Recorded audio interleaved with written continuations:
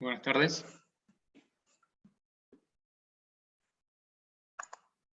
Buenas tardes, profesor. ¿Qué tal? ¿Cómo andan? Recuerdan que para el día de hoy teníamos programado una clase de repaso sobre el rubro bienes de cambio. Nosotros terminamos de revisar la guía, vimos todos sus ejercicios y la idea hoy es, bueno, darle un cierre con un repaso general y que ustedes aprovechen ¿sí? este espacio como para transmitirnos todas sus dudas sobre lo que vimos hasta ahora. Entonces, mi idea para hoy era ir repasando ¿sí? Todos aquellos puntos que son como centrales y a ustedes les permita refrescar conceptos que luego son los que aplicamos en todas nuestras ejercitaciones.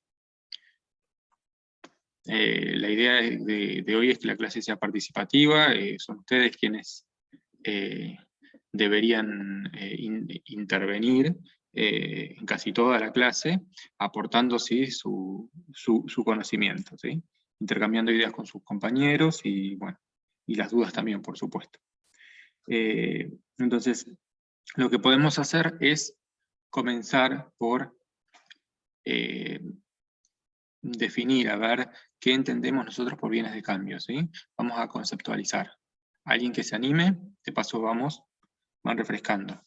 Todos nos ponemos ahora a pensar sobre lo mismo. Y ahora vamos a ver si realmente comprendimos ¿sí? los conceptos y podemos aplicarlos de forma práctica. Así que quien se anime, ¿sí? Lo invito a que active su micrófono y dé el puntapié inicial ¿sí? de esta clase. ¿Qué entendemos nosotros por bienes de cambio?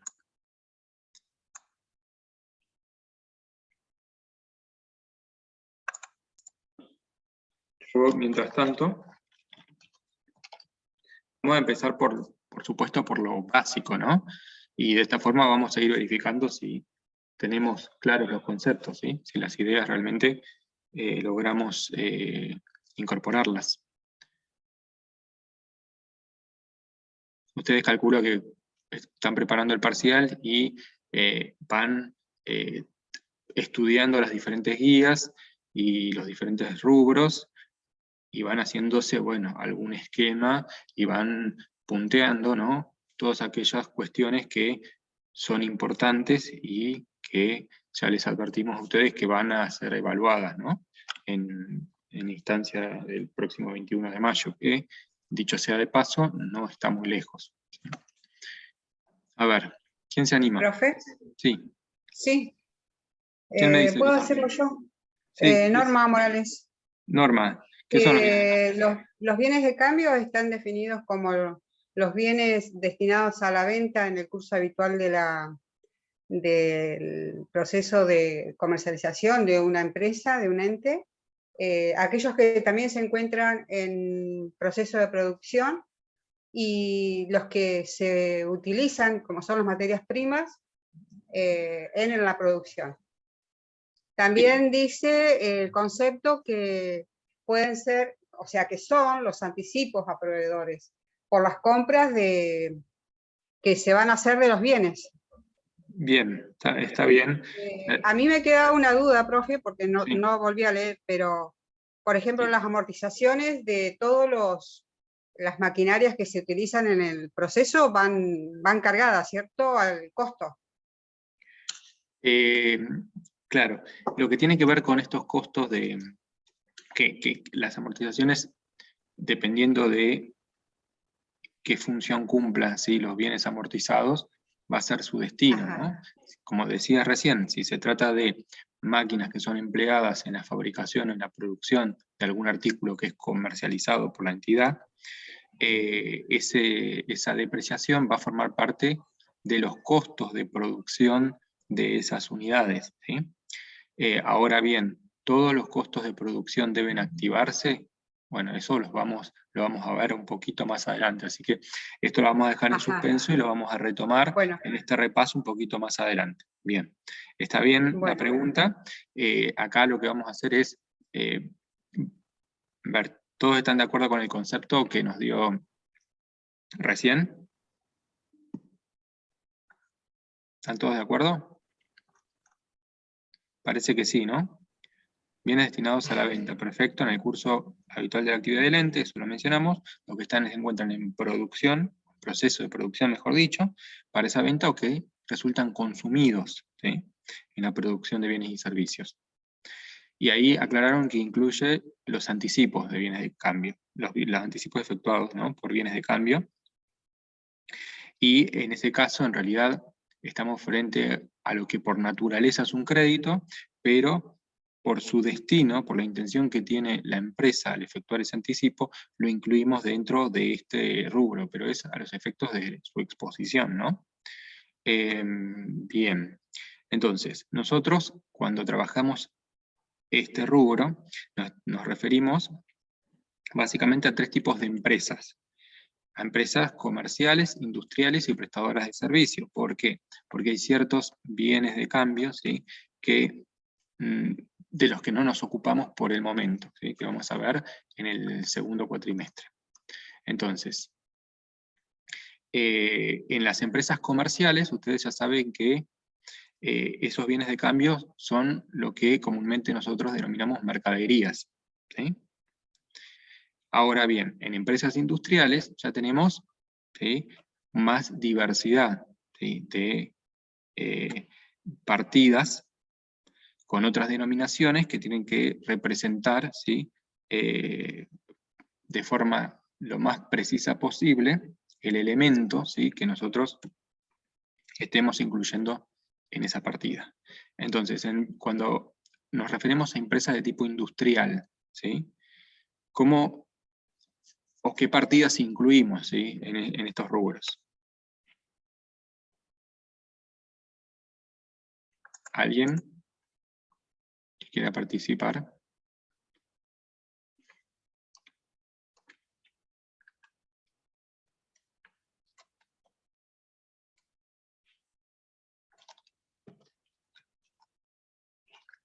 A ver, ¿qué tipo de partidas? Bien, acá nos dicen mano de obra, productos en proceso, materias primas. Bueno, mano de obra.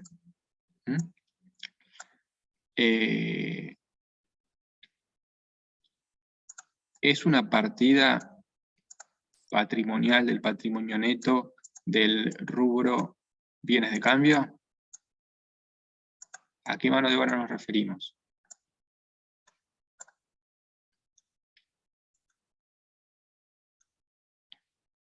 Acá hay algunas que, bueno, materia prima, por supuesto, que son los bienes que se van a incorporar al proceso productivo, los productos en proceso y los productos terminados. Bien. Ahora, en este tipo de empresas, ustedes sabrán que tenemos que aplicar, ¿sí?, cierto esfuerzo, cierto trabajo sobre estas materias primas o estos materiales que usamos. Ahí interviene la fuerza, ¿sí?, del hombre, ¿sí?, a través de su trabajo, y todos esos costos vinculados con la mano de obra que se aplica al proceso de producción, lo acumulamos en cuentas que llamamos mano de obra, ¿sí? Y esta mano de obra, después vamos a ver que en función de la clasificación de los costos, la dividimos en directa o indirecta, ¿no? Y además, a esta altura, ¿sí?, de acuerdo a lo que nosotros estuvimos trabajando, ustedes ya saben que todos estos costos se van a ir acumulando en una cuenta de movimiento que luego va a transferir, ¿sí?, sus saldos a productos en proceso. Y vamos a ver de nuevo lo mismo, todo el costo acumulado en mano de obra va a refundirse en producción en proceso o en semielaborados, o hay diferentes cuentas que se pueden usar que estén indicando que la producción no ha sido terminada, sino que se encuentra en proceso de transformación. Bueno, eso vamos a ver. Mano de obra, bueno, ¿cuál y por qué? Está bien, son partidas que habitualmente encontramos cuando trabajamos en empresas industriales. Y cuando trabajamos en empresas de servicios, ¿hay alguna partida que sea habitual encontrar?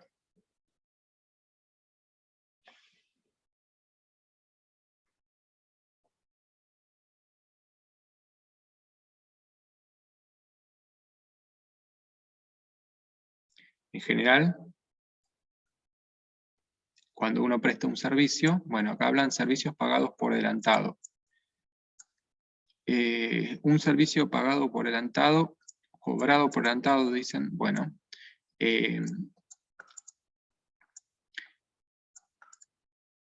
cuando nosotros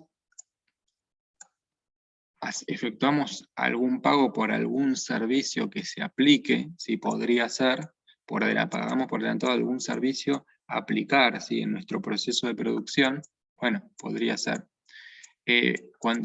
Pero yo les pregunté recién sobre aquellas empresas que se dedican a la prestación de algún servicio, ¿sí? En lugar de dedicarse a la compraventa de artículos para la venta, ni tampoco a la producción, si a la elaboración de algún artículo para la venta, algún producto, se dedican a prestar un servicio. Acá dicen servicios a facturar.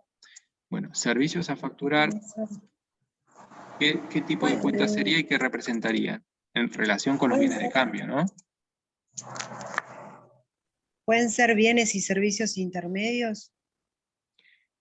Sí, bueno, se podría acumular alguna cuenta que esté representando el consumo, ¿sí? De bienes y servicios que luego se aplican a producción en proceso. Y bienes y servicios intermedios podría ser en una empresa de servicios el material que generalmente se emplea para la prestación de ese servicio, que en general suele acumularse en una partida que se denomina suministro, ¿sí? o material indirecto, ¿sí? Cuando uno va a prestar algún servicio suele requerir algún elemento, ¿sí? Que incorpora en ese proceso, ¿sí? De prestación del servicio. Cuando me hablan de servicios a facturar, en realidad me parece más que está vinculado con los ingresos generados cuando uno presta el servicio y no con los bienes de cambio que uno podría emplear como materiales o suministros en la prestación de ese servicio. Todo lo que se compre, ¿sí? Como un insumo que se va a emplear en la prestación de un servicio también es un bien de cambio y también lo debemos activar hasta tanto ese insumo, ese suministro, se consuma por haber sido utilizado o aplicado en la prestación de algún servicio. ¿Quedó claro eso? ¿Sí?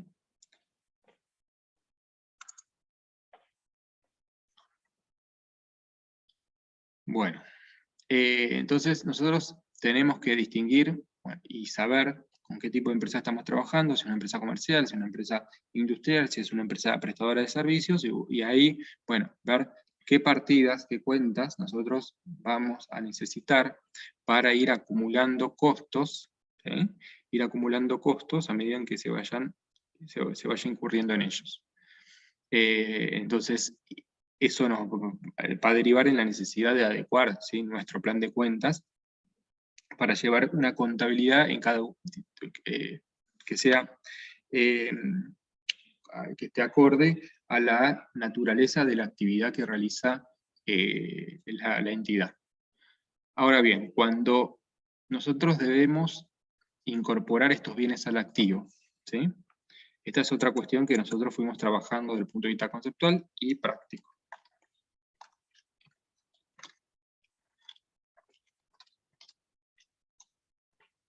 Decíamos, a ver, sobre la medición que hacemos de estos elementos en el momento en que los incorporamos al patrimonio. ¿Cuál es el criterio general que debemos respetar? Cuando incorporamos... Contado, puede ser. Más fuerte, no te escuché, por favor. A su valor de contado. A su valor de contado. ¿Qué cosa a su valor de contado? Es la pregunta. Ahora, el valor de contado está bien, ¿sí? Pero hay un concepto al que nosotros nos tenemos que referir y que nos va a dar la pauta, ¿sí?, de aquello que tenemos que acumular en esa partida que representa nuestro bien de cambio. Y todos los costos necesarios, o Costo, sea, bien, el costo, ahí estamos. Se incorporan siempre por su costo. ¿Y qué es el costo? Esto es el es, sacrificio económico bien, necesario. perfecto, el sacrificio económico necesario, en este caso, ¿para qué? Para la obtención de los productos. Sea si es una empresa, ¿hola? Sí, está bien. Ahora, ¿nos detenemos en la obtención del producto?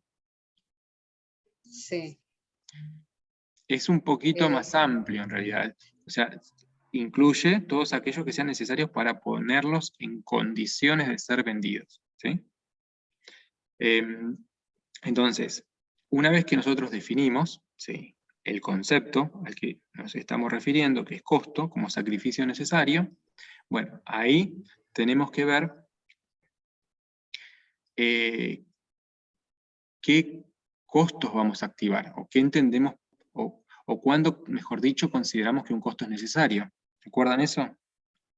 Todos los costos incurridos deben ser cargados, ¿sí?, o incorporados al elemento que nosotros incorporamos al patrimonio. Todos aquellos que Pues, son necesarios para, en este Necesario. caso, de cambio, para utilizarlo, digamos, para ponerlo a la venta, perdón. Bien. ¿Y cómo definimos qué es necesario y qué no es necesario?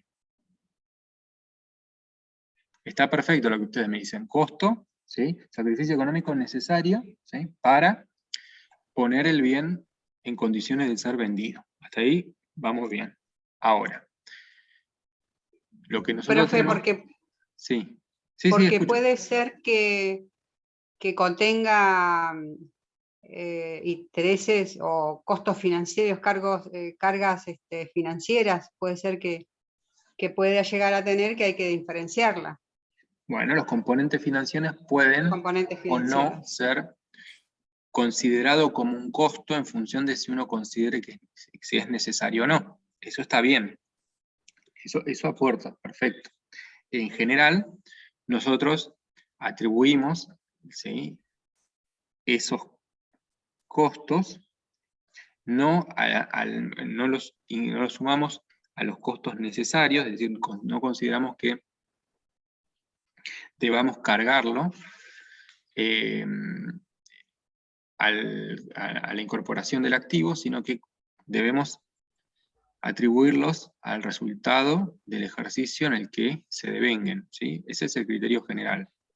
Los incorporamos por su valor de contado, ¿sí?, en principio, ¿sí?, y los costos financieros vinculados con su adquisición, nosotros los vamos a ir devengando y atribuyendo o imputando al resultado del ejercicio que corresponda.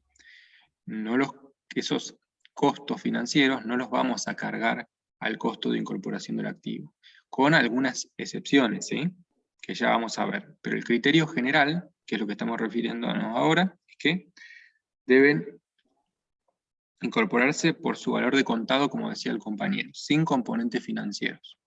Eso está bien.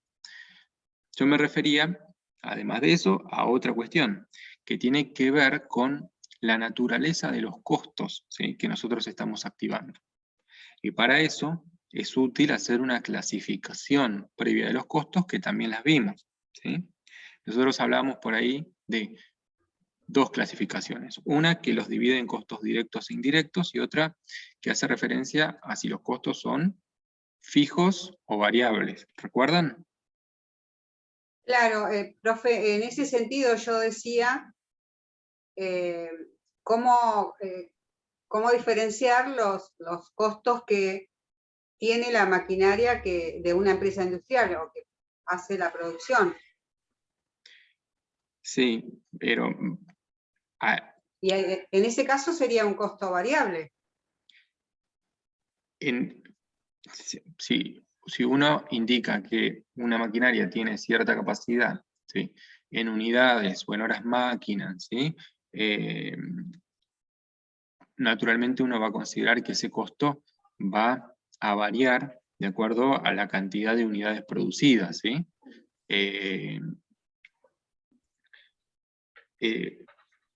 Eso es cierto y está bien. Ese sería un costo variable, si uno lo considera de ese modo. Ahora, la necesariedad del costo, ¿sí?, en cierta forma está vinculada a la naturaleza de estos costos, según opina la doctrina. Hay quienes indican que solo deben activarse los costos variables, ¿sí? Y hay otros que piensan que, que se deben activar tanto los costos variables como los costos fijos, ¿sí? Y esto último es lo que nosotros conocemos como costeo completo.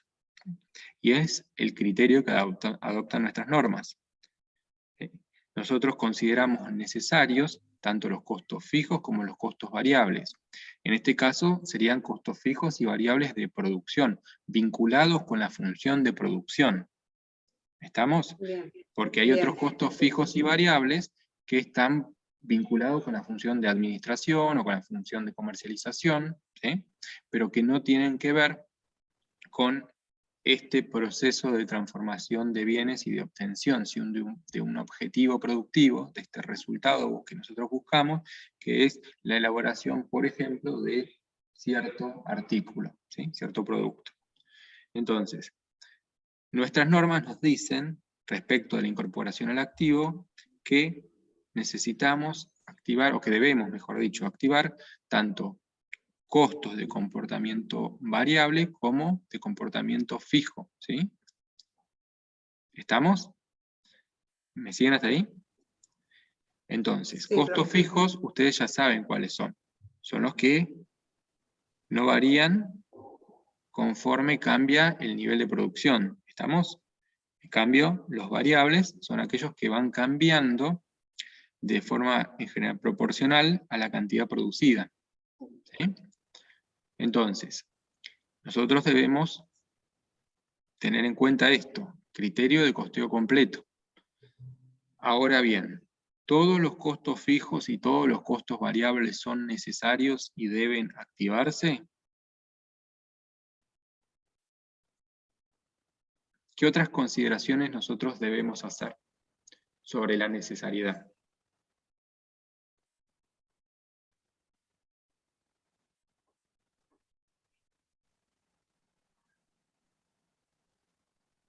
Esto lo dice en general la doctrina y también nuestras normas. El momento, hay un tiempo límite. No sé Bueno. si tiene que ver con eso. A ver. El tiempo límite, por ejemplo, en el caso de las mercaderías, es cuando ya están en depósito. Después de eso ya no se les puede activar ningún otro Cuando están en costo. condiciones de ser vendidas, sería, ¿no? Claro. El momento, Sí, sí, lo indicaría, ¿sí?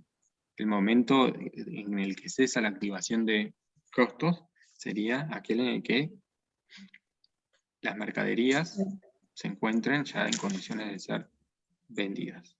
Ahora, piensen en una ¿Tiene que empresa ver, industrial. profe? A ver, sí, escucho. ¿Norma?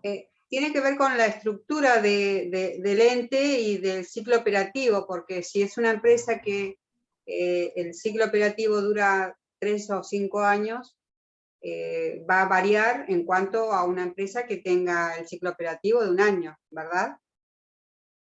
En cierto modo, por supuesto que el tipo de proceso productivo va a indicar el tipo de proceso nos va a decir cuáles van a ser los costos, ¿sí?, en los que se debe incurrir.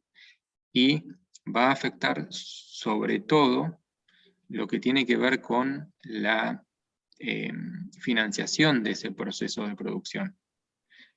Cuando un proceso de producción se prolonga en el tiempo, hay posibilidad de activar componentes financieros según nuestras normas, ¿sí? Pero cada proceso es diferente. Hay procesos que son más rápidos, más simples, más cortos en el tiempo, y otros que demandan un cierto lapso de tiempo. La diferencia básica entre los dos respecto de la activación de costos, en los dos se activan los costos que sean necesarios para obtener el producto, ¿no? La diferencia es, yo diría, la primera diferencia que notamos en esto de la prolongación tiene que ver con que la prolongación esté dada por la naturaleza del proceso, ¿sí? Que no sea una interrupción del proceso por otra causa, que no esté ligada estrictamente con las características mismas del proceso que se esté desarrollando. ¿Estamos? En los casos en los que la producción por naturaleza se prolonga en el tiempo, ahí sí se pueden activar costos financieros. ¿Estamos? Ahora, yo lo que me refería es a un proceso en particular en el que uno tiene ciertos factores, y esos factores, cuando los emplea, los puede hacer de manera eficiente o no. ¿Sí? Uno puede ser ineficiente en el uso de los factores. Y ya está esto establecido en la doctrina, que no se puede castigar, ¿sí? A los productos, ¿sí? Con esas ineficiencias, esos costos que están vinculados a un mal uso de los recursos disponibles, no deben cargarse al costo de la producción, sino que deben imputarse directamente a resultados, ¿sí? Esa es una de las cuestiones que hace que no todos los costos fijos y variables deban atribuirse al costo de producción. ¿Estamos? Pueden surgir ineficiencias, y de hecho es algo común y natural, ¿sí? que ocurre en los procesos productivos. Un uso que no es eficiente, ¿sí? Bueno, eso indicaría que debemos atribuir parte, ¿sí? de los costos, no al proceso productivo, no al costo, ¿sí? de elaboración de esos artículos, sino que deberíamos imputarlo directamente al resultado. Son improductividades físicas o ineficiencias, así se llaman. Pero por otro lado, hay otro concepto que también vimos, que tiene que ver con la ociosidad, ¿sí? La ociosidad se da cuando uno no aprovecha, ¿sí? los factores fijos que tiene instalados, ¿no? Cuando uno no usa la capacidad de planta a su nivel de actividad normal. En esos casos también los costos vinculados con esa ociosidad tampoco se pueden cargar al costo de producción de los bienes, ¿sí? Son costos fijos, ¿sí? Que más allá de que el concepto de costeo completo, ¿sí? nos habilite acá y nos indique que son costos necesarios, nosotros tenemos que, frente a esta situación de su vinculación con ociosidad digamos, falta de aprovechamiento de los factores de producción fijos, bueno, debemos imputarlo también a resultados si no forman parte del costo de incorporación. ¿Estamos? Entonces, el concepto es que nosotros debemos activar todos los costos, ¿sí? tanto fijos y variables, en tanto no estén vinculados con improductividades físicas o ineficiencias, o con ociosidades, ¿sí? Es decir, con no haber aprovechado los factores fijos de producción. ¿Estamos? Entonces, fíjense que ahí estamos nosotros construyendo un concepto de costo necesario más acotado, ¿sí? Y por supuesto, racional. No podemos atribuir costos que estén vinculados con no haber usado los recursos o haberlos usado mal, ¿sí? al costo de producción de esos artículos. ¿Sí? ¿Me siguen? Entonces, cuando hablamos Profe, de... Sí. ¿Y Sí, escucho. cuál sería, cómo reconocemos un costo que sea vinculado a la sociedad, ociosidad? La ociosidad, y justamente de forma previa, uno debería establecer el nivel de actividad normal, ¿sí? Entonces, el nivel de actividad normal se saca como un promedio, ¿sí? Y todo lo que esté por debajo de ese promedio, ¿sí? Se atribuye a una falta de uso de los factores fijos.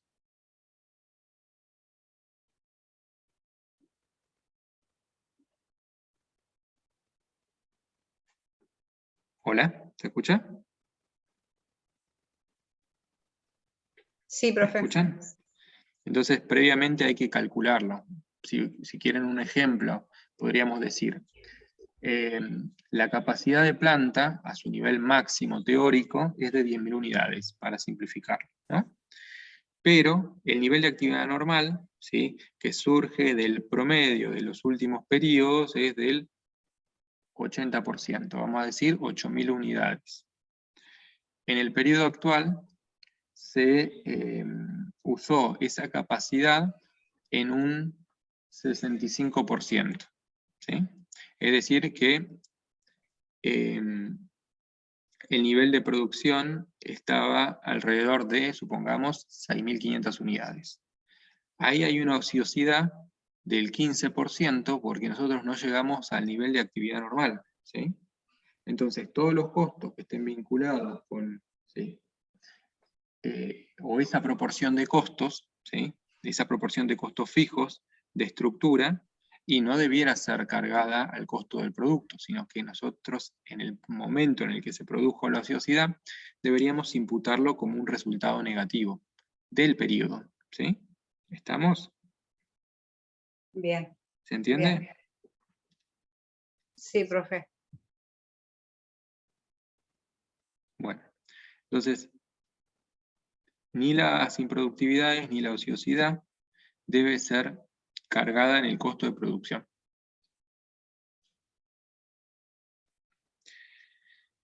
Entonces, definir el costo de incorporación es sumamente relevante, porque nosotros lo que vamos a estar haciendo de esta forma es afectar la medida contable inicial para esa partida. ¿Estamos?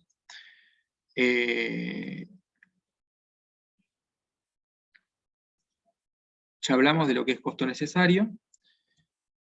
Hablamos de que hay costos que bienes que se incorporan por adquisición, que son aquellos que una entidad adquiere para venderlas en el mismo estado que fueron adquiridos, o bien que tiene la intención de someterlos a algún proceso de transformación, ¿sí?, como en el caso de las empresas industriales.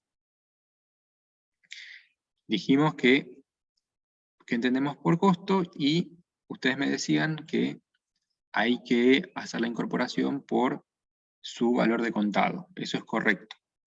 Entonces, lo que sean componentes financieros, uno los tiene que segregar. Y debería imputarlos al resultado del ejercicio en el que se devengan. Ahora bien, muchas veces esos costos, ese precio de contado no se conoce. Bueno, cuando no se conoce uno tiene que estimarlo.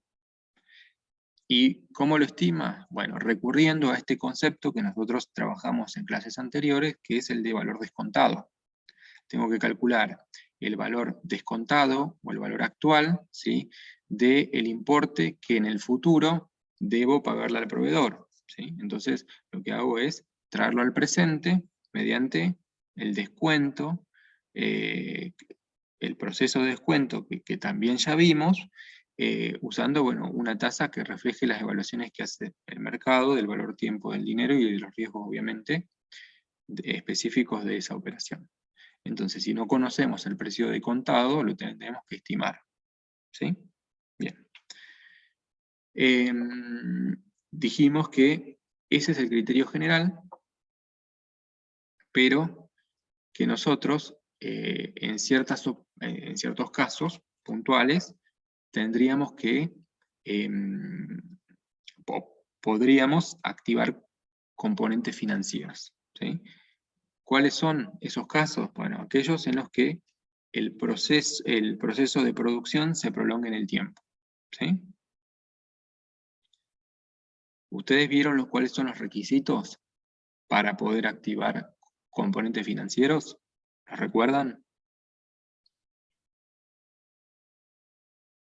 ¿Cuáles son las condiciones bajo las cuales nosotros estaríamos en condiciones de, en lugar de imputar a resultados esos componentes financieros, cargarlo, ¿sí?, como costos de el producto elaborado? Sí, que la producción se prolongue en el tiempo está bien. Ahora, Que no se interrumpa también.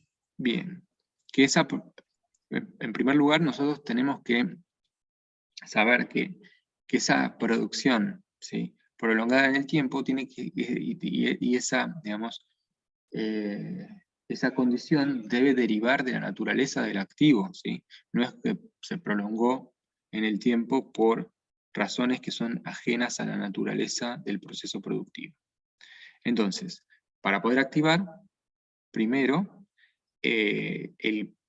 obviamente se tiene que encontrar en proceso de producción, ¿sí?, o construcción también, podríamos decir, ese bien, ¿sí?, que sea prolongado en el tiempo, perfecto. Que no se encuentre interrumpido innecesariamente, por supuesto. ¿Qué otra cuestión? Sobre la duración del proceso productivo. Nos piden, por lo general, que no exceda lo técnicamente requerido, ¿sí?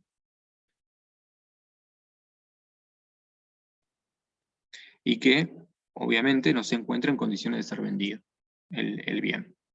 Cumpliendo estas condiciones, nosotros podríamos activar componentes financieros. ¿Estamos hasta ahí? ¿Me han seguido? Sí. ¿Sí? Bien. Sí, profe. Entonces, varios de los ejercicios que nosotros trabajamos tenían que ver con esto, con, bueno, cómo incorporamos un bien de cambio al activo, qué tenemos que tener en cuenta, ¿sí?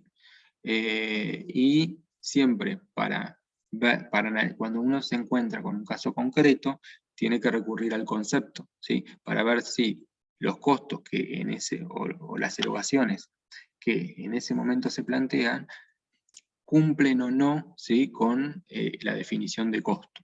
¿Estamos?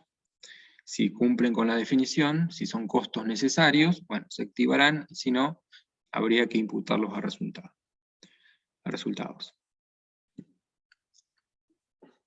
Lo otro que nosotros vimos y trabajamos es la medición al cierre, ¿no? La medición periódica de estos activos. Nosotros vamos para medición periódica. Por un lado vimos la medición al cierre, y también vimos qué pasa cuando ese activo se consume, ¿sí? ¿Cómo tenemos que medirlo? Entonces, cuando nos referimos a la medición de estos activos y nos encontramos trabajando en un modelo tradicional, ustedes ya saben que la medición la hacemos a costo, ¿sí? Tenemos que tener en cuenta si trabajamos con moneda homogénea o no, porque en ese caso sería a costo reexpresado, y no debemos olvidarnos nunca de ¿qué? De comparar con el valor límite, ¿sí? En este caso, si trabajamos con un modelo tradicional, vamos a tener que tenemos que calcular ese valor límite acudiendo a la regla, ¿sí?, que ustedes ya conocen, como costo mercado del menor, que es lo que ustedes van a encontrar en los libros, o como el profesor indica, valor de libros, ¿sí?, o costo de reposición, ¿sí?, el menor de los dos. Ahora bien, por supuesto considerando, ¿sí?, el valor ajustado del valor de libros si estamos trabajando con moneda homogénea. Cuando trabajamos en un modelo de valores corrientes, Bueno, ahí tenemos que recurrir al valor de mercado del momento de la medición, en este caso del cierre del ejercicio. Y nosotros veíamos que tenemos bienes de cambio a los que les vamos a aplicar un valor corriente de entrada y otros a los que le vamos a aplicar un valor corriente de salida, ¿no? ¿En qué caso vamos a usar los diferentes criterios de medición? O cada uno de los criterios de medición. ¿Y cuáles son? En todo caso, porque yo les dije valores corrientes hay de entrada y valores corrientes de salida. Bueno, ¿cuál consideramos, si en términos generales, más apropiado para cada caso?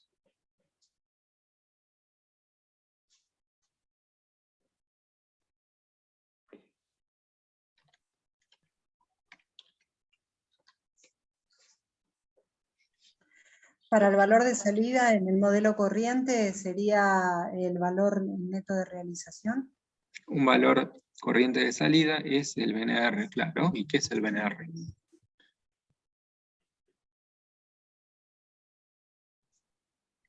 Es lo que yo obtendría si, digamos, en una venta, menos los gastos de esa venta, digamos.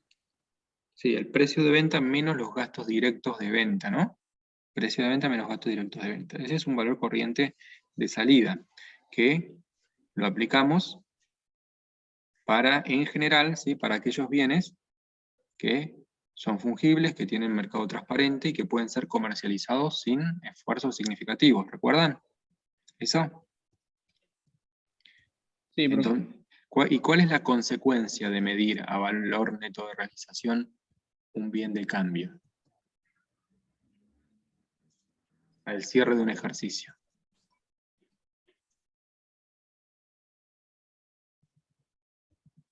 ¿Qué vamos a reconocer nosotros?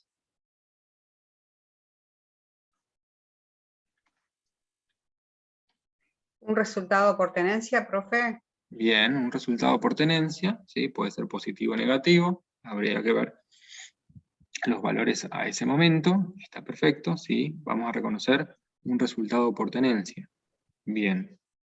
Y cuando vendemos esos bienes, estos bienes que medimos a BNR, ¿cuál es la consecuencia desde el punto de vista de resultados cuando nosotros, acá me dicen, el resultado de la venta tiende a cero? ¿Sí? El resultado bruto, dicen, de la venta tiende a cero. Claro, la diferencia entre el precio de venta y el costo de venta van a ser los gastos de comercialización, ¿sí? Entonces, el margen, ¿sí? El margen tiende a cero, dicen. ¿Y por qué decimos que no hubo resultado bruto o el resultado bruto fue mínimo?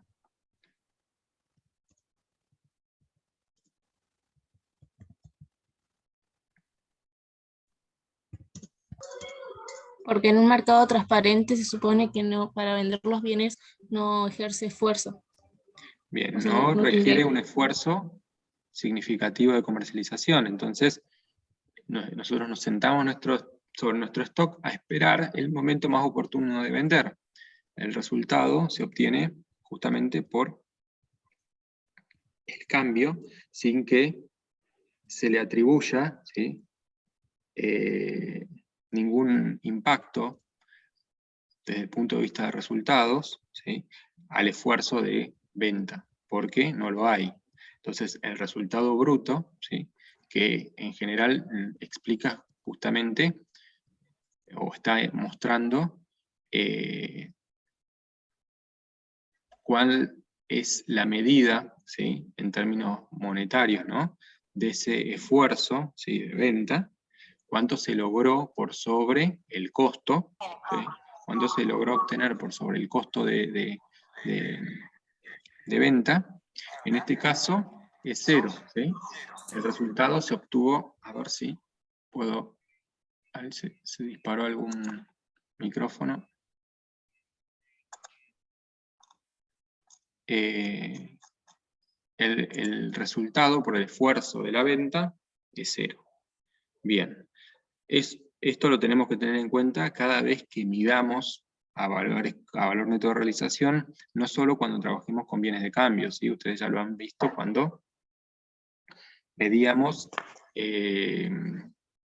partidas del rubro inversiones transitorias, ¿sí? Veíamos lo mismo. Bueno, aquí ocurre... Profesor, Sí. perdón, justo se me trabó, no pude escuchar la respuesta de por qué tiende a cero, digamos, el resultado bruto. No lo pude escuchar justo cuando se me cortó. Porque en este caso es porque no hay esfuerzo de comercialización.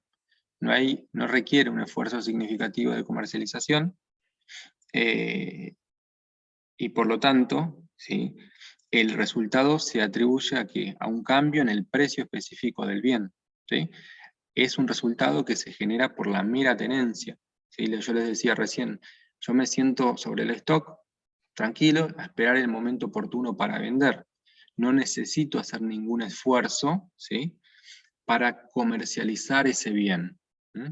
Y el resultado bruto es justamente ese margen, ¿sí?, ese margen por sobre el costo de venta, ¿sí?, por sobre el costo de venta, que obtengo justamente por el esfuerzo que hago en la comercialización de un artículo. En ese caso, ¿sí?, el hecho de hacer un esfuerzo implica, ¿sí?, todo un trabajo, ¿sí?, que luego ustedes lo van a ver materializado digamos, en digamos, un resultado, ¿sí?, un resultado que obtienen al cobrar un importe por encima del costo de reposición de ese artículo, ¿sí? Es lo que ustedes en un modelo de valores corrientes ganan por sobre el costo de reponer, ¿sí? Esa medida, ¿sí?, es la medida del esfuerzo. Para obtener eso hubo que incurrir en un esfuerzo, mejor dicho, ¿sí? Y el resultado de ese esfuerzo se cuantifica en esa diferencia. En este caso no hubo esfuerzo alguno para venderlo. Simplemente acudí al mercado con la cantidad que tenía disponible y que quería vender, y el mercado absorbió todo lo que tenía intención de vender a un precio cotizado, un precio conocido, sobre el que tampoco tengo influencia, ¿sí? Entonces, cuando las características del bien y del mercado, ¿sí?, son esas, y no hay esfuerzo que hacer, ¿sí?, para concretar la venta, se atribuye la ganancia o la pérdida, ¿sí?, a la mera tenencia, ¿sí?, de ese bien. En cambio, cuando hay un esfuerzo, ¿sí?, por vender, el esfuerzo implica muchas veces tener un local abierto, pagar luz, gas, alquiler, empleados, vendedores, comisiones, ¿sí? Todo eso existe solo porque la mercadería requiere algún esfuerzo de comercialización, ¿sí? Yo necesito convencer a alguien que me compre el producto, ¿no? Y todo eso es un esfuerzo, ¿sí?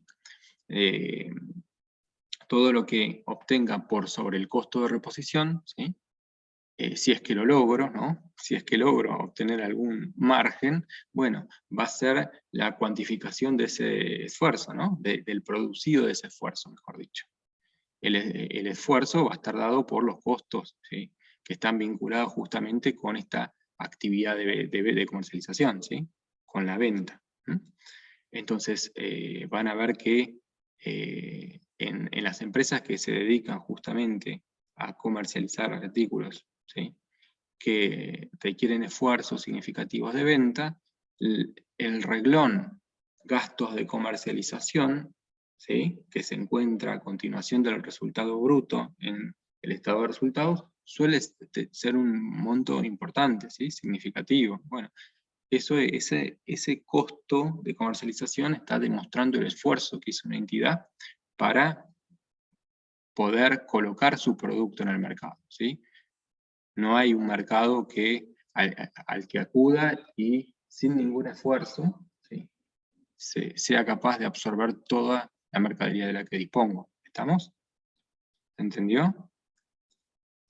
Sí, sí, perfecto, sí, sí, Entonces, gracias. cuando vendo, ¿sí?, este tipo de artículos, el resultado de la venta, el resultado de la comercialización, y tiende a ser cero.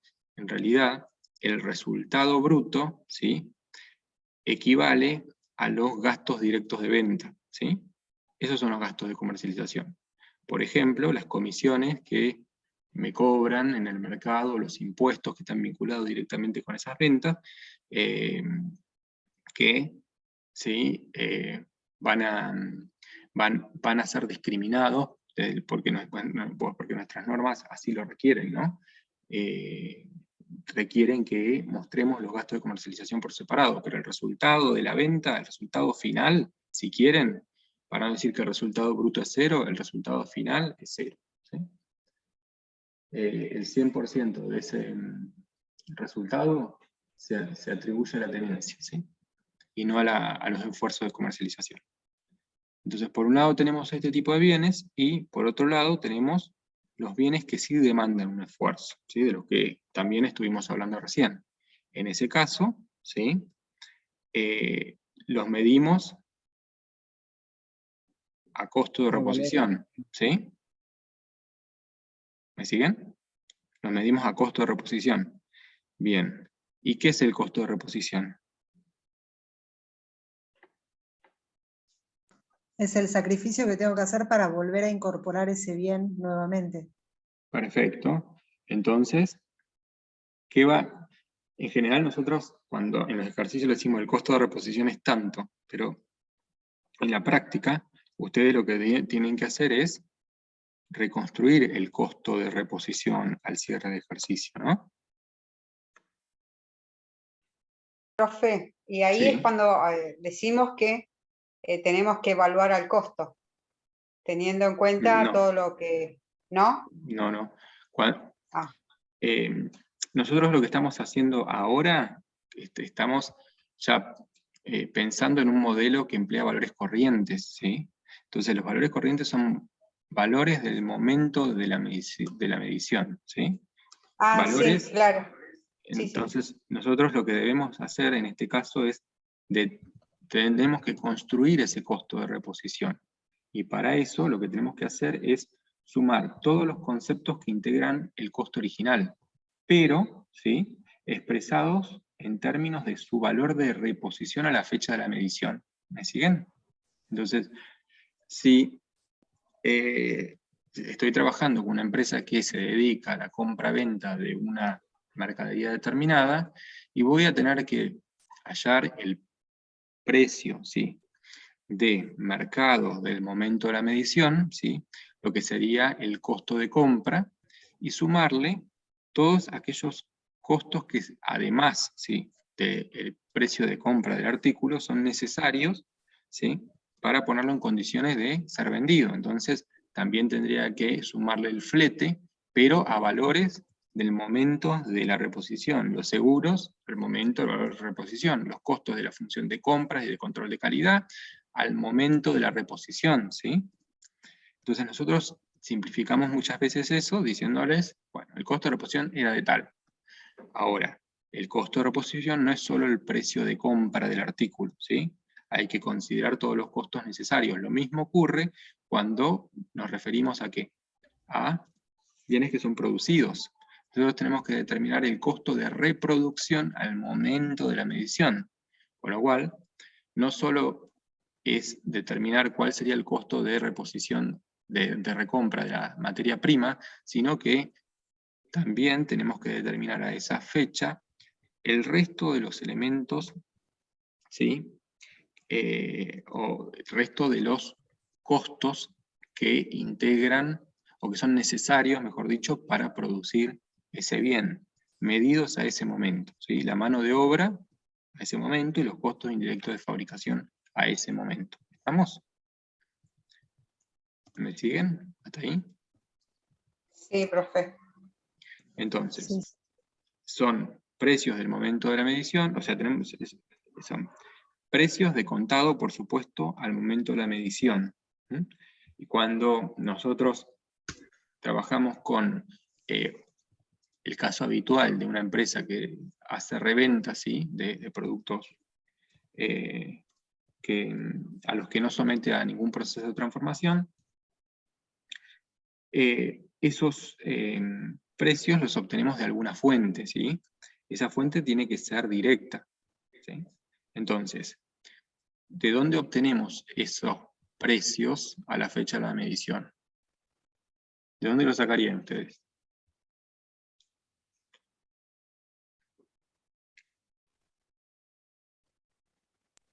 ¿De nuestros proveedores? Bueno, de nuestros proveedores. Del serían... mercado, profe. Del mercado que vende los mismos productos. Entonces, si es de los proveedores, ¿a qué tendríamos que recurrir? A listas de precios de los proveedores, ¿sí? ¿No? Que estén vigentes a la fecha de Sí, cierre a del la fecha del ejercicio, cierre. ¿no? ¿Estamos? O de alguna cotización efectuada a esa fecha. O de órdenes de compra que nosotros tengamos colocadas, ¿no? O bien, como decían ahí, recurrir a las cotizaciones, ¿sí?, en los mercados que sean públicos.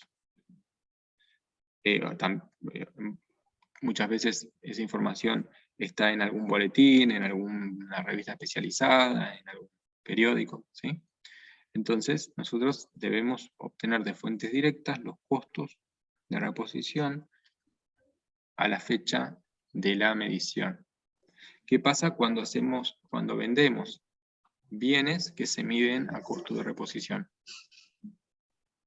¿Qué tenemos que hacer? En un modelo de valores corrientes, por supuesto, que es el que estamos considerando. ¿Qué tendríamos que hacer?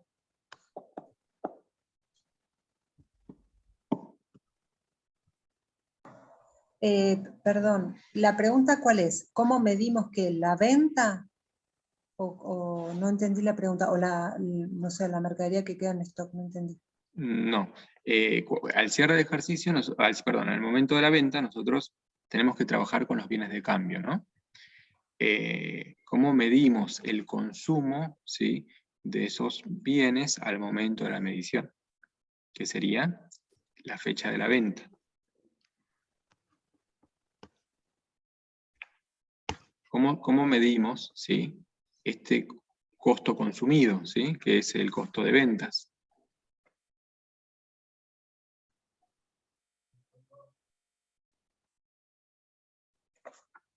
Si ustedes tienen que trabajar en un modelo de valores corrientes y los bienes que vendieron se miden a costo de reposición, ¿qué hay que hacer con ese costo de venta? Primero si homogeneizamos primero y después ajustamos. Claro, yo doy una respuesta más sencilla. ¿Cómo medimos ese costo? Más allá del procedimiento. Conceptualmente, ¿qué debe reflejar el costo de esos bienes consumidos? ¿Qué nos debe mostrar? La contabilidad. El valor actual de la mercadería, digamos. ¿No? El valor de mercado, ¿sí?, de ese momento, ¿no? Claro.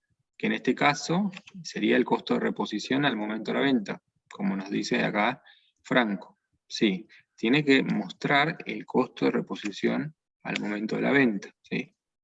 Es la única forma de obtener un margen, ¿sí?, o un resultado bruto que tenga algún sentido, ¿no? Que indique realmente cuánto obtuve por sobre el costo de reposición, ¿no?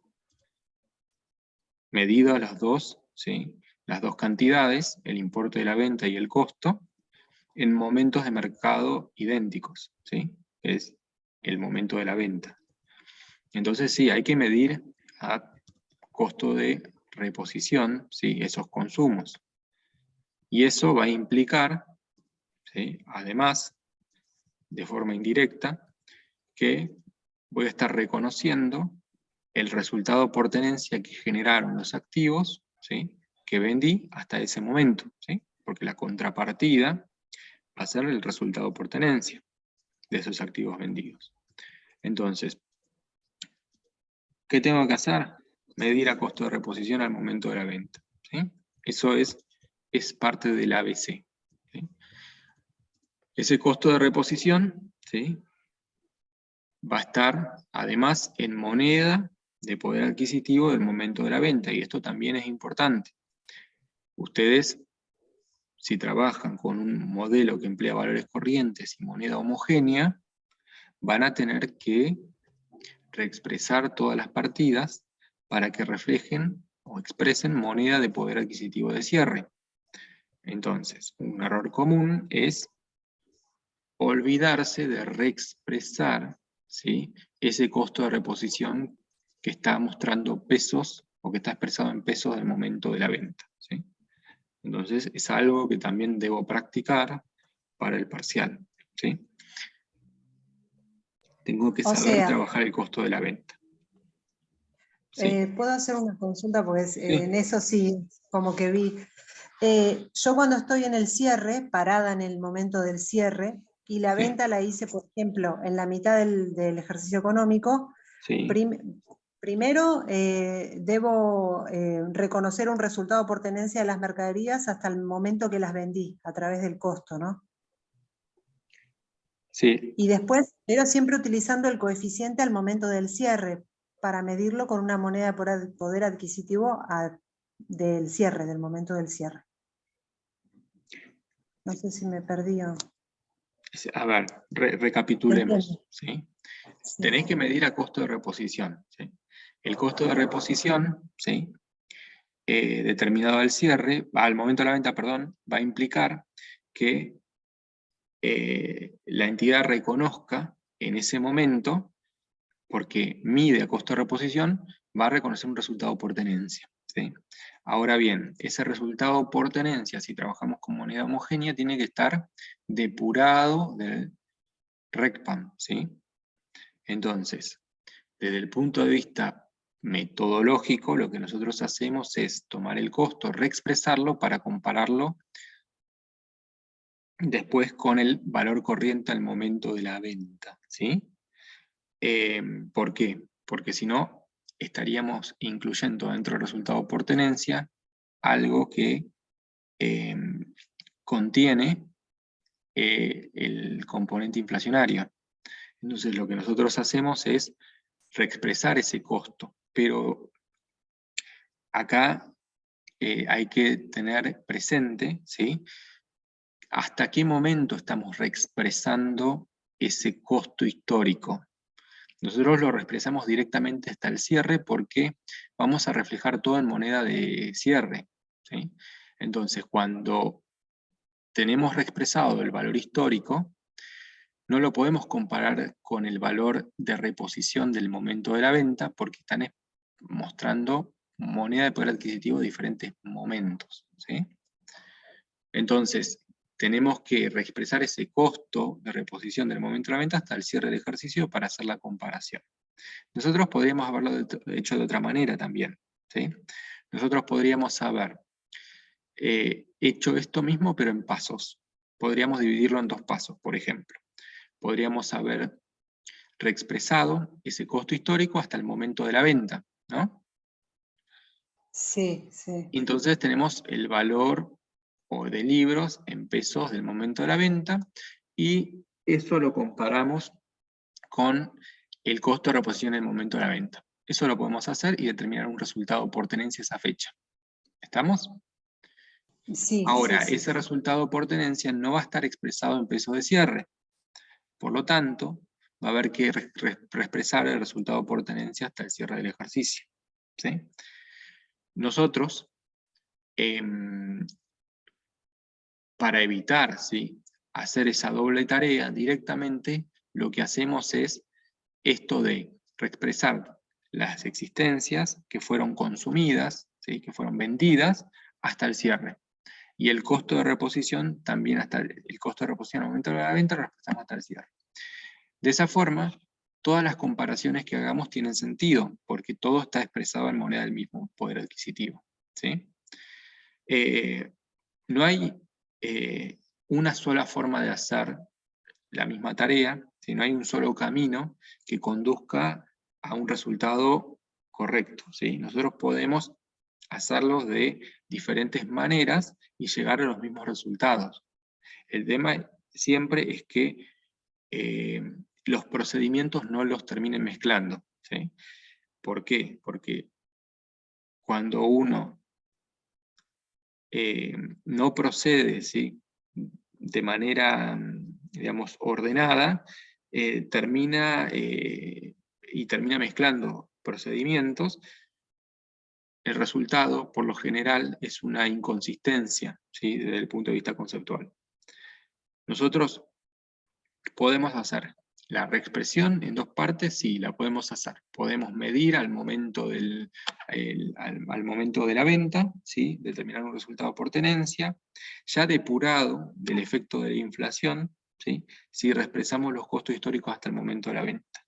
Pero ojo que esa es la mitad de la tarea, porque nosotros no queremos todo reexpresado en pesos del momento de la venta, queremos todo expresado en pesos de poder adquisitivo del cierre del ejercicio. Por lo tanto, nuestra tarea estaría inconclusa, ¿sí? Estaría a medio hacer, ¿sí?, el trabajo. Entonces, lo que nosotros proponemos como metodología, ¿sí?, la vamos a repasar ahora, es la siguiente, ¿sí?, que para trabajar el costo de venta en un modelo de valores corrientes, ustedes tomen el valor de libros y lo reexpresen hasta el cierre del ejercicio, ¿sí?, en función de, ¿sí?, la fecha de origen, por supuesto. Eso nunca lo debemos olvidar. Yo por ahí no lo digo porque supongo que ustedes ya lo tienen incorporado eso, ¿no? Entonces tengo que anticuar las partidas, elegir el coeficiente corrector que corresponde y reexpresarlo hasta el cierre de ejercicio. Una vez que tengo ese costo histórico en peso de cierre, lo comparo con el valor corriente, ¿sí?, que calculé al momento de la venta, ¿sí? Pero, como por lo general no van a estar expresados en moneda de poder adquisitivo del mismo momento, lo que tengo que hacer con ese costo de reposición al momento de la venta es reexpresarlo precisamente hasta el momento de la venta, ¿sí? Entonces el coeficiente corrector que construya va a ser el que resulte de relacionar el índice de precios de cierre de ejercicio por el índice de precios del momento de la venta, para ajustar ese valor corriente al momento de la venta. ¿Estamos? De esa forma, sí, yo puedo comparar ese valor ajustado con ese valor corriente que está en peso de cierre, ¿sí? Todo está en moneda de poder adquisitivo al mismo momento, son valores que pueden ser comparados, si esa comparación tiene sentido, y me va a dar por resultado justamente la ganancia o la pérdida por tenencia, ¿sí?, depurado del efecto inflacionario. ¿Estamos?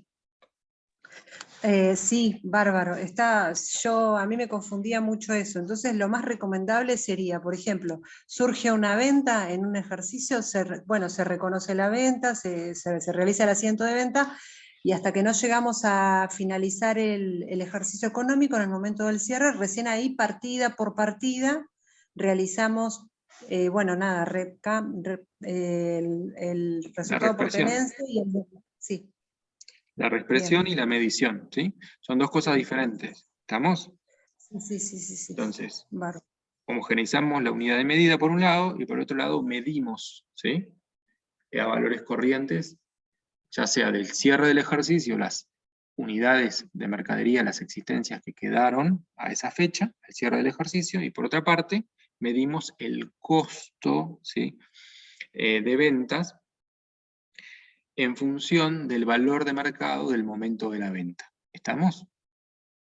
Claro, porque esa es la única cuenta, la de costo de mercaderías vendidas, que tiene esa particularidad, que le aplicamos 2 veces por el ahora, coeficiente. yo diría. En Está bien, realidad, sí, hasta lo que conozco, sí. no es solo esa partida, sino el consumo de todo activo, ¿sí?, que se mida a valores corrientes, se debe tratar de la misma forma. Si lo que vendieras es un bien de uso, lo tenés que, y ese bien de uso, ¿sí?, lo medís al cierre a valores corrientes, y para ser consistente, el costo de venta lo tenés que medir al valor corriente del momento de la venta también. Y vas a tener el mismo proceso de reexpresión del costo, del valor corriente del momento de la venta hasta el cierre, ¿sí? Pero en realidad nos tenemos que referir a todo activo consumido que se mida a valores corrientes, en general. Ahora nosotros lo aplicamos a los bienes de cambio. ¿Sí? Bárbaro, sí, gracias. ¿Entiendes? Bien. Bueno, entonces nosotros estamos acá pensando, bueno, ¿cómo medimos en un modelo de valores corrientes los bienes? Que es un poquito más complejo que en un modelo tradicional. A lo que no hicimos mención hasta el momento es que estos bienes de cambio, ¿sí?, su medición periódica primaria tiene que ser comparada con su valor límite, ¿no? Entonces, lo que tenemos que hacer siempre es cotejar que su medición contable primaria no exceda su valor recuperable, ¿recuerdan? En un modelo de valores corrientes. ¿Me siguen todos hasta ahí? Sí, sí. Bien, ¿y qué era el valor recuperable? ¿Cómo está definido el valor recuperable para este tipo de modelos que emplean valores corrientes? Profe, el mayor entre el valor neto de realización y el valor de utilización económica. Bien, esa sería la materialización, ¿sí?, práctica del concepto, ¿no? De una idea, ¿sí? La idea que subyace, ¿no?, en esa comparación es quedarme con la alternativa económica que sea más rentable entre desprenderme de ese activo a través de su venta, que estaría representada, ¿no?, por el valor neto de realización, o el rendimiento que obtendría si ese activo permaneciera en el patrimonio y fuera usado, ¿sí?, de ahí el valor de utilización económica, en alguna actividad, ¿sí?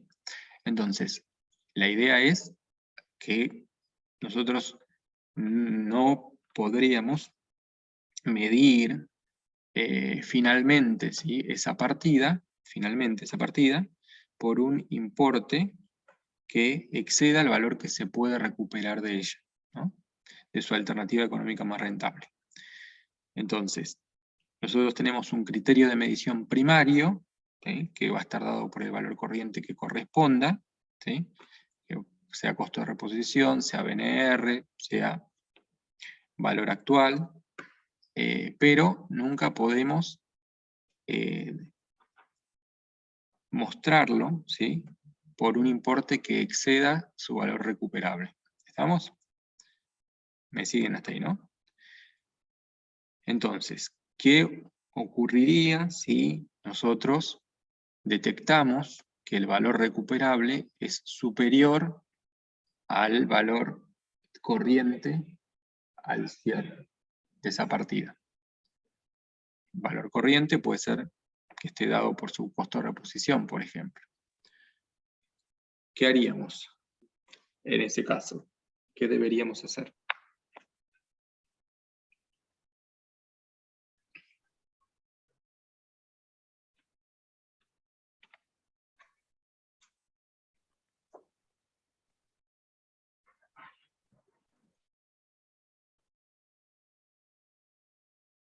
Profesor, ¿puede repetir la pregunta? Perdón.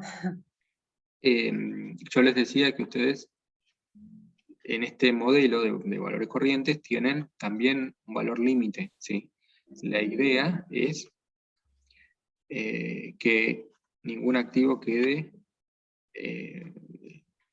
medido finalmente, ¿sí?, así lo vamos a decir, en los estados contables por un importe superior, ¿sí?, a su valor recuperable. Estoy hablando de medida contable final, no de medida contable primaria, ¿sí? La medida contable primaria siempre va a ser el valor corriente que mejor represente la partida, que en este caso puede ser BNR, valor de costo de reposición, puede ser el valor actual, ¿sí? El valor corriente de esa partida. Nosotros en ningún caso podemos mostrarla en los estados contables por un importe superior a ese valor recuperable. Yo les pregunté qué ocurriría si el valor recuperable está indicando que es superior al valor corriente, el criterio primario de medición. ¿Debemos hacer algo? ¿No debemos hacer nada? ¿Cómo debemos proceder? Si el valor recuperable es superior. Si el valor recuperable es superior, no debemos hacer nada. Bien, perfecto. O sea, no debemos hacer nada, no debemos inferior. registrar nada. No, No se hace nada. Bien, el problema se da cuando el valor recuperable es inferior. Es inferior, exactamente. Mi alternativa Claro, económica desvalorización. más rentable, ¿sí?, es inferior a la medida contable primaria de esa partida, ¿no? Entonces, si mostré, por ejemplo, que el costo de reposición, al cierre estoy mostrando que el costo de reposición de las mercaderías, según su medida contable primaria, es de 1.000 pesos y el valor recuperable es de 800, ¿sí? En ese caso, lo que debería hacer es recortar, ¿sí?, de alguna forma esa medición para mostrar, ¿sí?, para limitar ese costo de reposición hasta la suma de 800, que es el valor que puedo recuperar.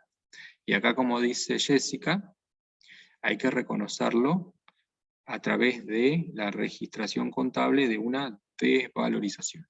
Bien. Y esa desvalorización, ¿qué efecto tiene sobre el patrimonio ese reconocimiento?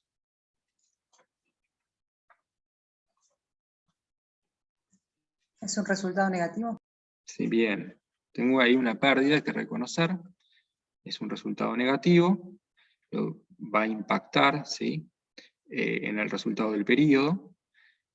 Y como contrapartida, voy a limitar, ¿sí?, esa medición que en el ejemplo que les doy había hecho conforme al criterio primario de medición en 1.000, la tengo que limitar a 800. Entonces, ¿para eso qué voy a usar?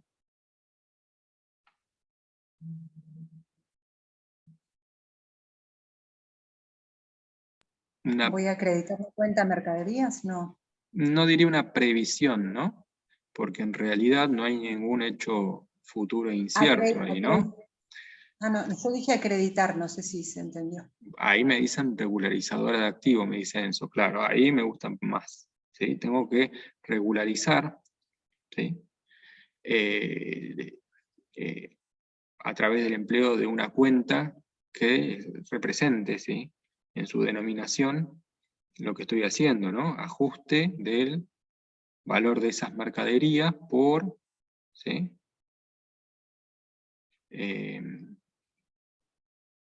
por su valor límite, ¿no?, si quisieran ponerlo, o ajuste valor recuperable, ¿sí?, en este caso, de las mercaderías. Entonces, de esa forma, nosotros vamos dejando el rastro, ¿sí?, del impacto que tuvo esa comparación, y nos va a permitir en el futuro, si existe alguna reversión, ¿sí?, de esa pérdida, también contabilizarla, ¿sí? Porque estas desvalorizaciones hay que monitorearlas a través del tiempo, ¿sí?, y registrar sus cambios, ¿sí?, cuando corresponda. Entonces, nosotros debemos registrar pérdida por desvalorización, ¿sí?, si les gusta la denominación, o desvalorización de mercaderías, ¿sí?, contra una cuenta regularizadora como ajuste, valor recuperable mercaderías, o ajuste valor límite mercaderías, ¿sí? Acá preguntan, ¿estaría mal utilizar la cuenta de activo en vez de la cuenta regularizadora? La verdad es que yo diría que, te diría en principio que sí, porque nosotros debemos, ¿sí?, indicar cuál es la medida contable primaria de esa partida, siempre. Siempre la tenemos que tener desde el punto de vista registral. Ustedes podrían, si quieren, usar la cuenta patrimonial, ¿sí?, del activo, mercaderías o lo que fuere, pero no quedaría claro cuál es el criterio de medición empleado ahí, ¿sí? Obviamente, hay papeles de trabajo de los que resultaría esa situación, pero desde el punto de vista de la información que habría que suministrar, ¿sí?, se perdería si ustedes directamente usan la cuenta patrimonial y no usan una cuenta regularizadora. Entonces, si nosotros respetamos el criterio de medición establecido para la partida, y tenemos que necesariamente usar una cuenta regularizadora. Si ustedes lo hicieran de la otra forma, cuantitativamente no tendría efecto, porque la medición contable final sería la misma, ¿no? Y desde el punto de vista de resultados también. No obstante, desde el punto de vista de la descripción cualitativa, ¿sí?, de las causas, ¿sí?, o de por qué se llegó a esos valores, tu contabilidad no estaría contando esa historia, ¿no? Perderías el rastro contable, estoy diciendo, de la causa, ¿sí?, de esa medida contable final a la que arribaste. Entonces, yo soy partidario de usar una cuenta regularizadora, que además, como les decía, les va a permitir a ustedes en el futuro hacer el seguimiento de esa pérdida por desvalorización y eventualmente registrar las reversiones, ¿sí?, de esa pérdida. Entonces, les pedimos, ¿sí?, que sigan este criterio cuando trabajen, por lo menos en la materia, en los parciales. ¿Se entendió?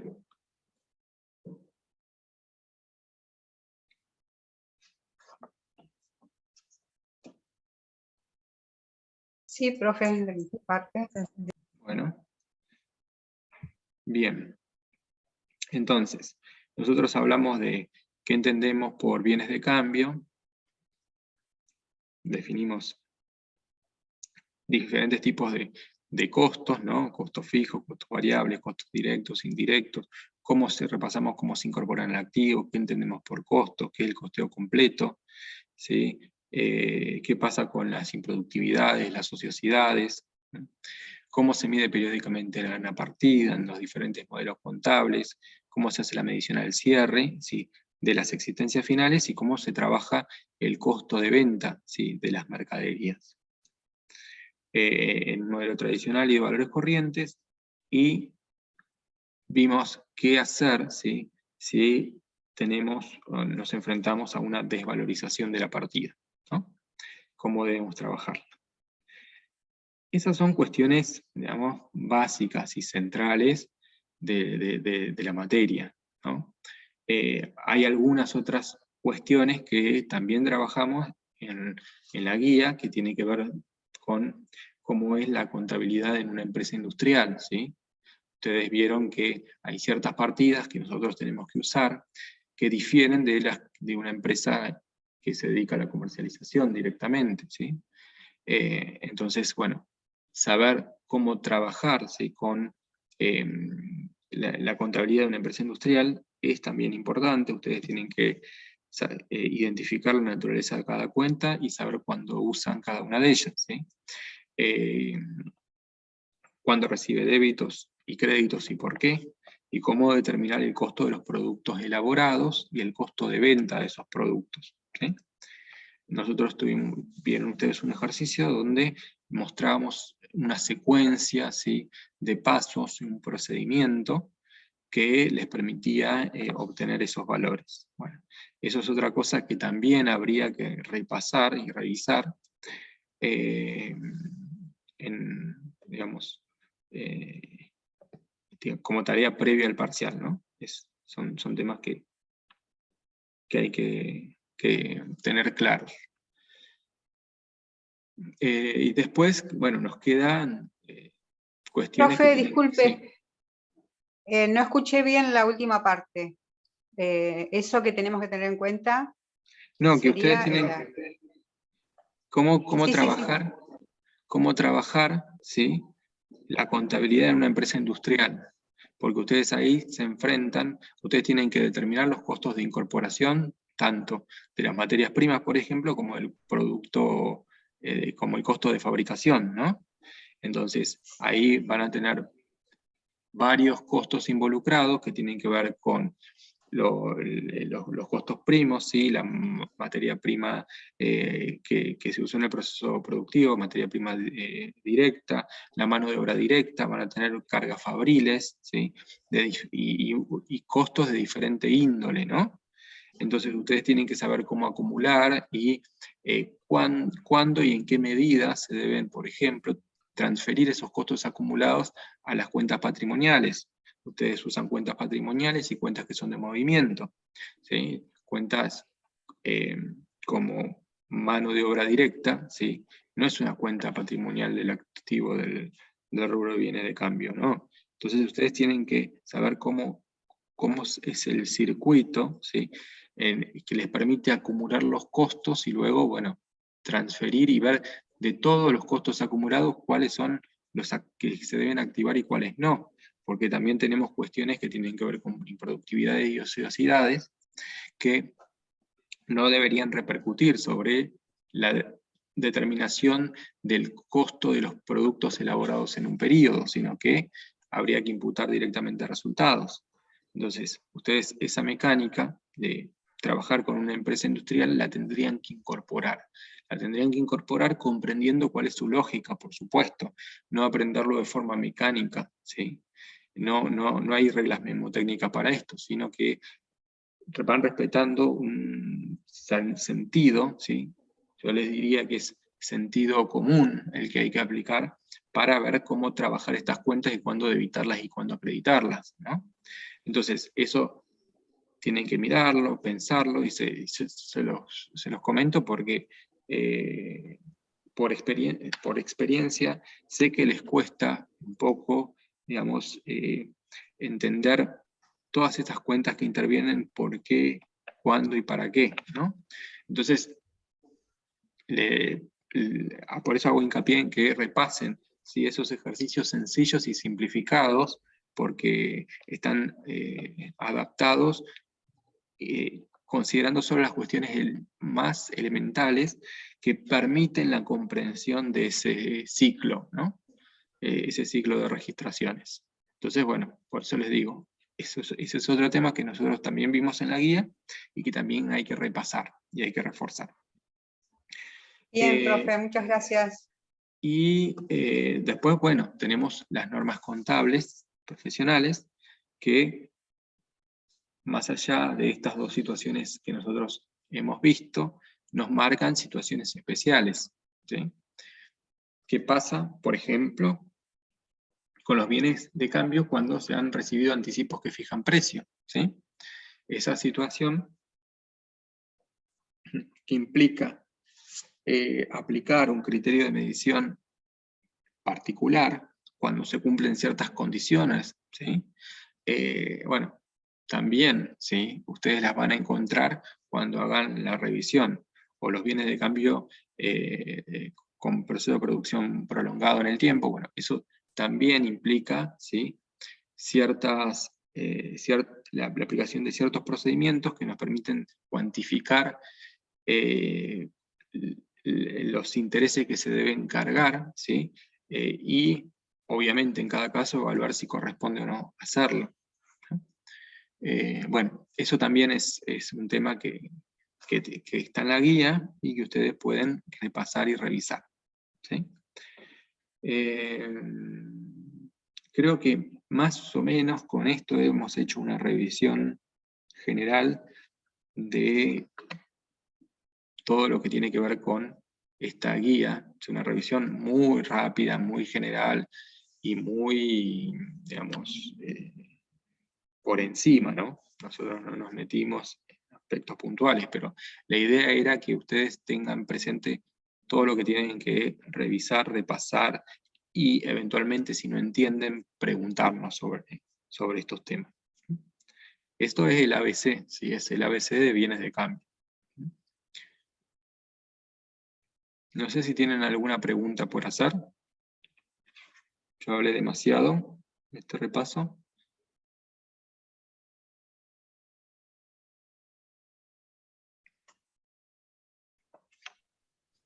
Profe, Sí, ¿se escucha?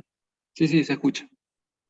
Tengo una consulta respecto de, en el modelo de valores corrientes, en un mercado activo, o en bienes en un mercado activo.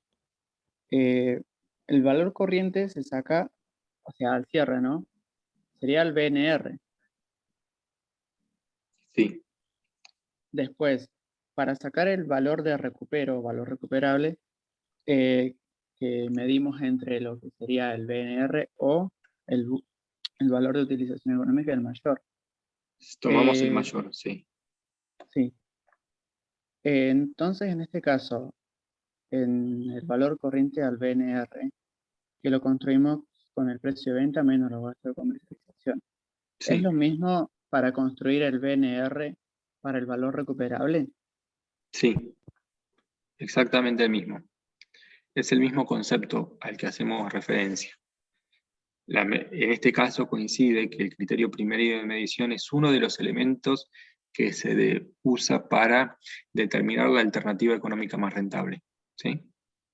En este caso Ah, ok. particular, Sí, hacemos alusión al mismo, no es un BNR diferente, no se calcula de otra forma, ni tiene un significado distinto, ¿sí?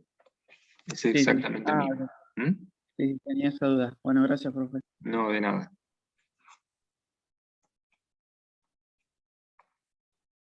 ¿Alguien quiere preguntar algo más?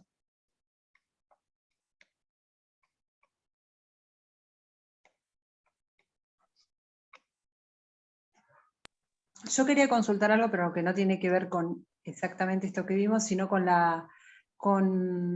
el trabajo de formación. Sí, ¿con cuál? El número 2, quería saber si va a haber alguna devolución, bueno, porque yo Sí. personalmente tuve muchas dudas de lo que presenté, entonces quería saber si había una devolución por parte de la cátedra a los alumnos, no sabía muy bien cómo era, cómo funcionaba. Sí, estamos trabajando en eso.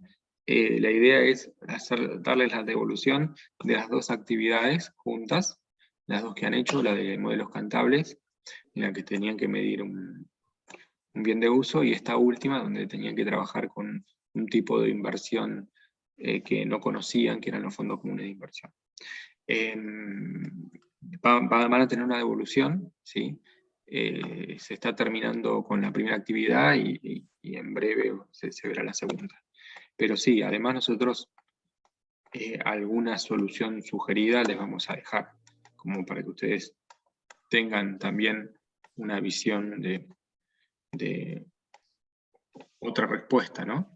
O alguna respuesta interesante que haya surgido de ustedes, ¿no?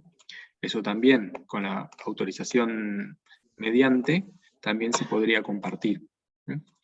Pero sí, van a haber devoluciones, estamos un poco retrasados, pero intentando ponernos al día para hacerles las devoluciones a ustedes. ¿Sí? Esa es la idea. Ah, bueno, Eh, gracias. No, de nada. Espero que sea lo más pronto posible. Veremos si podemos hacerla esta semana. ¿Alguien más tiene alguna duda, una consulta? Por ahí no. De mi parte no, profe, me tengo que ir. Bueno. Me preguntan por el parcial, sí. Creo que era el sábado 21 a las 9, denme un segundito que les confirmo, ahí busco el horario porque no lo recuerdo.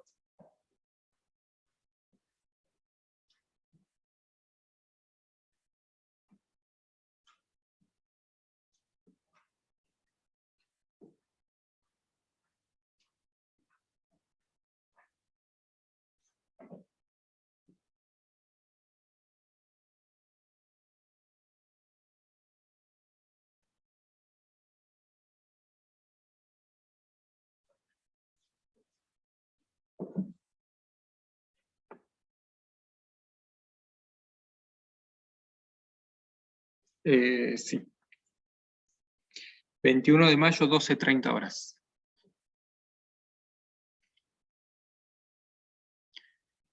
Quedó para ese día. Sábado 21 de mayo, 12:30. Listo, gracias. O sea, queda esta semana y 2 semanas más tenemos de clases. En estas 2 semanas lo que vamos a terminar de hacer es ver la guía de bienes de uso, ¿sí? Que es la última guía que va a entrar, así que eso va a ser entre esta semana y la siguiente.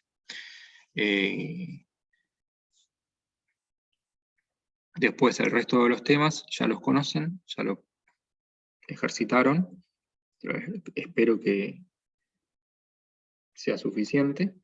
Y vamos a hacer también clases de repaso para el parcial en estas 2 semanas que quedan, como para que ustedes vayan entrando en situación, ¿sí? Por decirlo de alguna forma. Bien, no sé si tienen alguna otra duda. ¿Mañana comenzaremos con bienes de uso entonces? Sí. Sí, ya esta es la última clase que tenían sobre bienes de cambio. El día martes 3, ¿no? Mañana martes 3 van a empezar con la revisión de conceptos generales de bienes de cambio. Y algunos casos, los primeros 4 casos de la guía. Y bueno, el jueves continuaremos con bienes de uso. Sí. Exactamente. Bueno, gracias. De nada. ¿Algo más?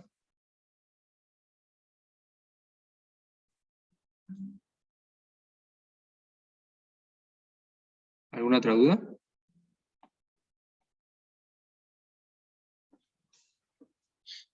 No, por mi parte no. Bueno, entonces los libero. Nos vemos la próxima clase. Y bueno, les recuerdo, cualquier duda, tienen el aula virtual para dejarla.